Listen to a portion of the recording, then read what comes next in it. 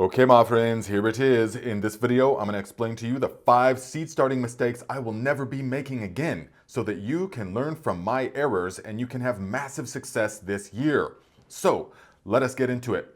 Now, our list is going to go from number 5 to number 1, and each one is going to be progressively more controllable by the grower. Because remember, success with seed starting is all about being able to control variables. The more control you have over the variables, the more success you will have. It's totally different than outside growing, okay? So let us frame our mind in that way as we go through the list. So, number 5 is starting too early. Timing, guys, absolutely super important.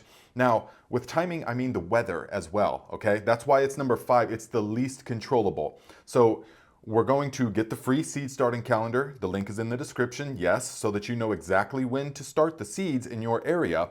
But beyond that, you have to understand that we are dealing with Mother Nature. And so we might have a super cold spring like we did last year. And last year, as many of you know, I started too early because I thought, oh yeah, the seasons are warming up and the zones are changing and yada yada. And it was super cold all the way up until June. Nothing was wanting to grow right. It was just totally crazy. So we're just going to take our own advice and never do that again, okay? Very important to watch the weather. And so, especially with heat-loving stuff. Cold-loving stuff, there is more of a forgiving.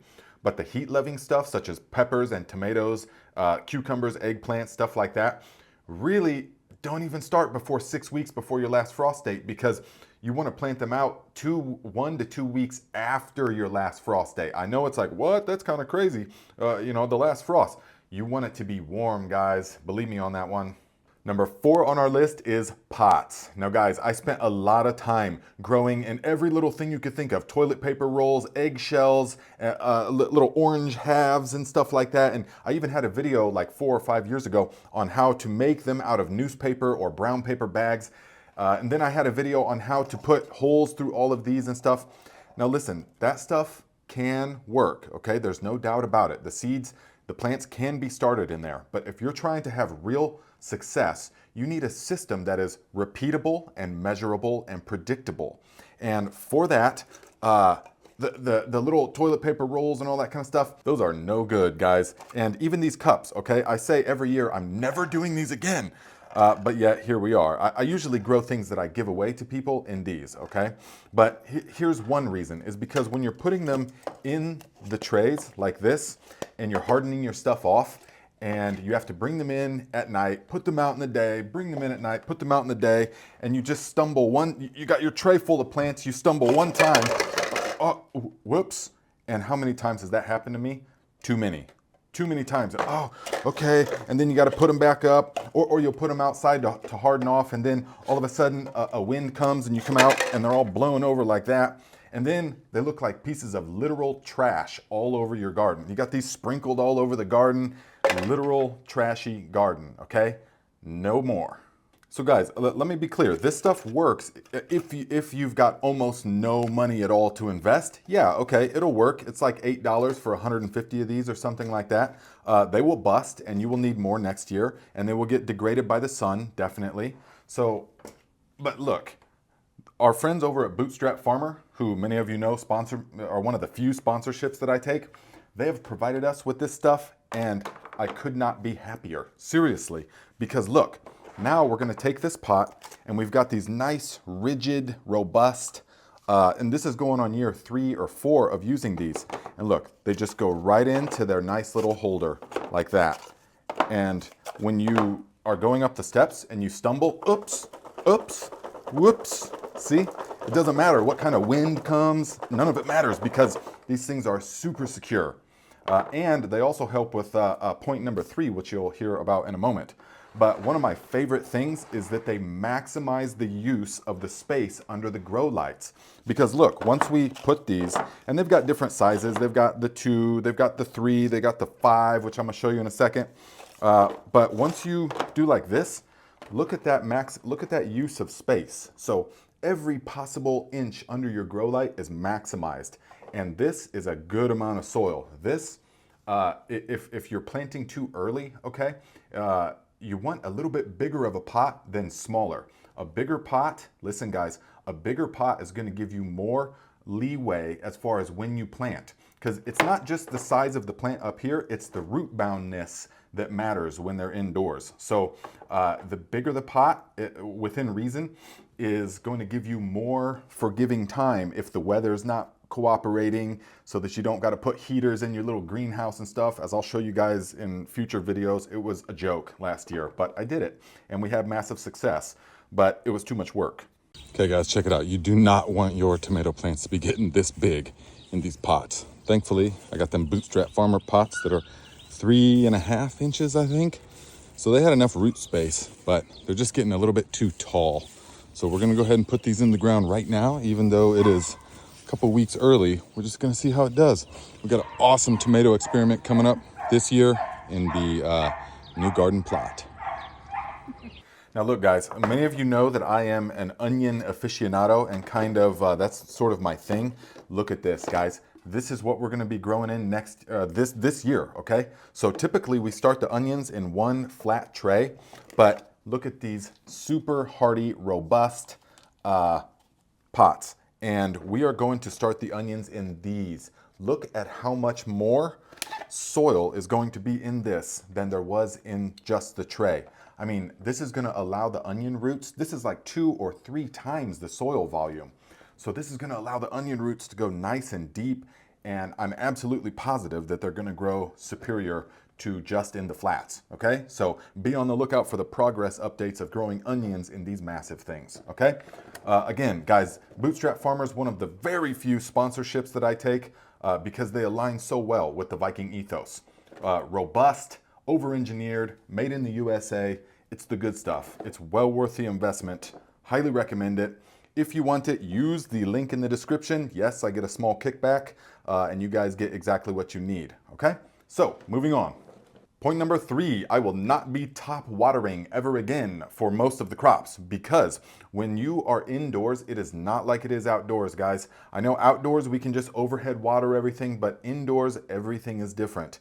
And so if you continually get the soil surface moist, then that is going to be a breeding ground for molds and gnats, fungus gnats, and fruit flies, and all different kinds of undesirables in the grow tent. Now, yes, it is true. This is true. Listen, if you take cinnamon, organic cinnamon, and you sprinkle it on the top, it is an antifungal. And so it actually does, and I've tested this several times, it actually does help limit the growth of the algae and stuff like that, the mold on the surface. But if you bottom water instead of top water, you're not really going to have to worry about that because it's not going to be perpetually moist. And so look, when we bottom water, we lift up the tray and we water underneath where all the stuff is. As you can see here, you can just lift these trays up and we can pour the water in the tray underneath and then let it soak up through the pot through what is called capillary action. And that is going to pull the water exactly where the roots need it. But the soil surface will mostly remain dry, and that's going to solve lots of your issues in the grow tent. Now the next thing is light. I'm never using too weak of lights ever again, and there's no need to anymore. So if you have been following my stuff for some time, or if you've got the Viking growing system course, then you understand exactly the 5 things that plants need. You also understand that light is the #1 energy source, only real energy source for the plants. And so seed starting, it used to be 10 years ago, if you wanted to get powerful LED lights inside, you had to invest like $500 a piece into these Mars Hydro 3000s, you know, and they're super expensive. They're still really good lights. They're really powerful and stuff, but that's way beyond the scope of seed starting, okay? This was from a totally different project years ago. So these are like old relics, but they've come so far. Okay, so during this time, I was using, for seed starting, I was recommending to you guys to use shop lights because the price of the LEDs was so expensive and that it was just cost prohibitive. And the shop lights worked okay, good enough. But guys, the cost on these has come way down over the years. Okay, now look. Now they make them like this. Look at how thin that is. It's insane how thin this is, and they produce very little heat, okay? There's several different brands of them, so you can just find the ones that you want. I've got some in my Amazon storefront. They're Spider Farmer. I'm not affiliated with that company or anything, but if you want these exact ones, you can get it in, the link is in the description. They work perfectly adequate for seed starting, okay? And they run relatively cool. So now there's no need to have too little light, which is the #1 reason for those weak little spaghetti looking like seedlings that just don't have the power, okay? So you need to get the variables under control. #1 is light. Okay, and just as a side note, if you guys don't already understand this from my previous videos last year, you need to get on the par meter train, okay? Without this, you're just flying blind. You really have no idea how strong your lights are or what the spread is like or anything. Remember, indoor growing, totally different than outdoor growing, okay? So many people just want to put them in a sunny windowsill or whatever, you know? And they've got weak little seedlings and stuff that never really recover. You want them things to be ramping up in their vigor when you put them outside. That's how you have a successful, amazing, bountiful, thriving garden all season long that is producing boatloads of food, okay? Not just a bunch of work and disappointment. And this leads us into our #1 issue and mistake is control over the environment.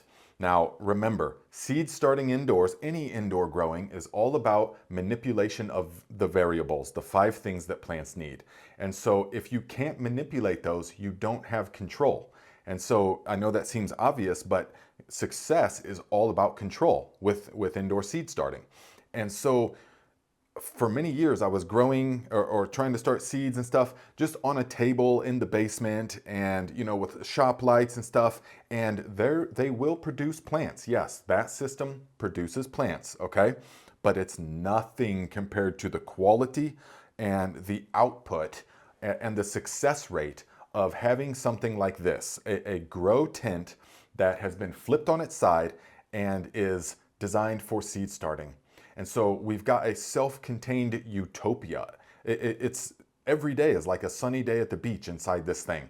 We've got the lights going, so they've got plenty of lights. It's got reflective mylar all around it, and it's got a good breeze with these fans going all the time, these oscillating fans designed for indoor growing so they can take high humidity, and they've got fail safes and stuff like that. Guys, they've just come so far with all the technology. It's amazing.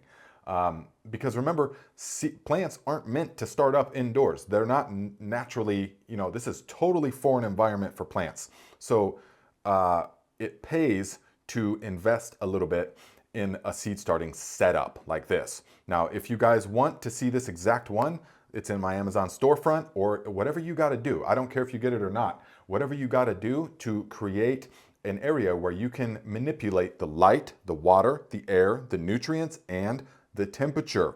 Very important for seed starting. The temperature is super important during the time of seed starting, okay? So those are the 5 things, guys. Hopefully you found something useful in there.